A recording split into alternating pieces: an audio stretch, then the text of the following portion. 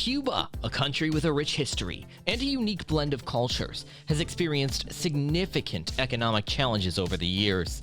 Today, we're diving deep into a topic that has fascinated historians, economists, and political scientists for decades: how Cuba became insanely poor.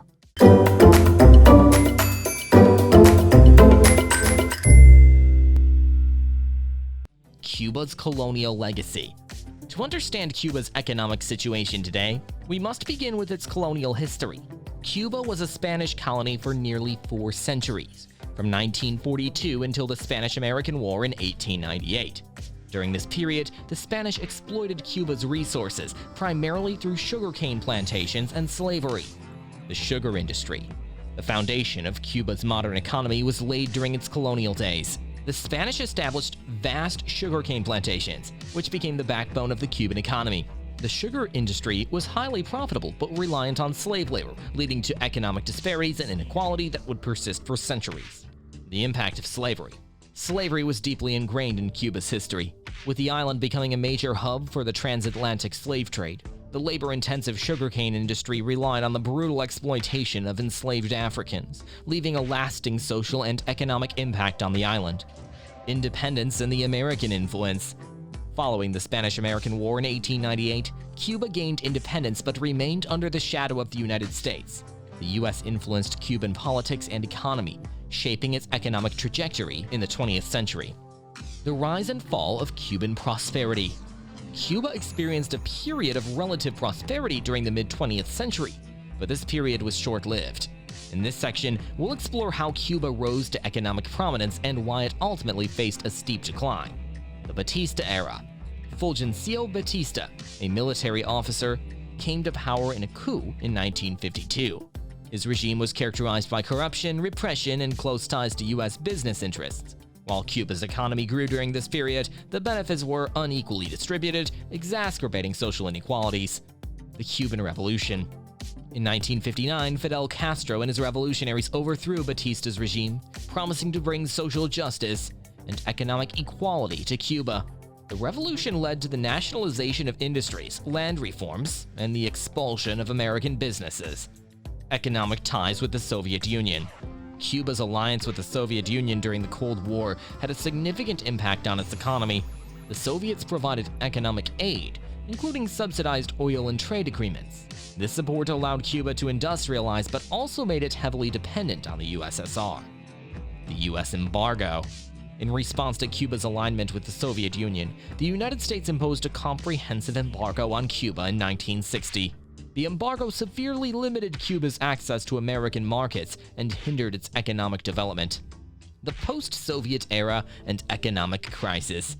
The collapse of the Soviet Union in 1991 had profound consequences for Cuba. In this section, we'll explore how the end of the Soviet era led to a severe economic crisis known as the Special Period, the loss of Soviet support. With the disintegration of the Soviet Union, Cuba lost its main source of economic and political support. The end of subsidized oil, trade, and aid created a dire economic situation, leading to shortages of food, fuel, and basic necessities. Economic reforms and opening up. To cope with the crisis, the Cuban government initiated limited economic reforms in the 1900s. These reforms, known as opening up, or Periodo Especial en Tiempos de Paz, allowed for some private enterprise and foreign investment, marking a shift from Cuba's traditionally centralized economy. Tourism and remittances. Cuba turned to tourism as a source of revenue during the Special Period. The island's beautiful beaches, historic cities, and vibrant culture attracted tourists from around the world. Additionally, remittances from Cuban expatriates abroad played a crucial role in sustaining the Cuban economy. U.S. embargo. Following Fidel Castro's assumption of power in 1961, the U.S. imposed an embargo that abruptly deprived Cuban exporters of the recipient of 95% of their exports. Since then, the embargo has strictly restricted Cubans' access to American products, contributing to shortages of everything from food to electronics and internet access. The legislation of the embargo even includes sanctions against other countries that do business with Cuba. In this way, the embargo significantly limits Cubans' access to products, partners, and the means to climb out of poverty. Agriculture. Like many developing countries across the world, Cuba has historically depended on agriculture as its main industry. Agricultural dependence often limits countries' abilities to develop infrastructure and establish economic stability. Until the 1990s, the primary economic driver in Cuba was sugar. Because of this historical reliance on a single crop, Cuba has been ill-prepared to deal with changes in the global economy and to diversify beyond its agricultural roots. Allies. For more than 30 years, Cuba was allied with the former Soviet Union. The relationship created special trading conditions which benefited the Cuban economy. Cuba traded sugar to the USSR for much-needed goods and economic support. But when the Soviet Union collapsed in 1991, Cuba experienced a 35% contraction of its GDP. In a country of only 11 million people, this financial crash was more extreme than the American Great Depression. Cuba has yet to fully recover from this economic blow. Dependence. Cuba's troubles with the USSR are part of a larger pattern of centralization. For the majority of the country's history, Cuba depended on a single trading partner for over 90% of its foreign trade. Cuba's exclusive relationship with the US and then the USSR caused big problems when these partners suddenly disappeared. Cuba also traditionally focused industrially on sugar production. This centralization further limits Cuba's ability to find sources of revenue to meet the country's needs. Social services.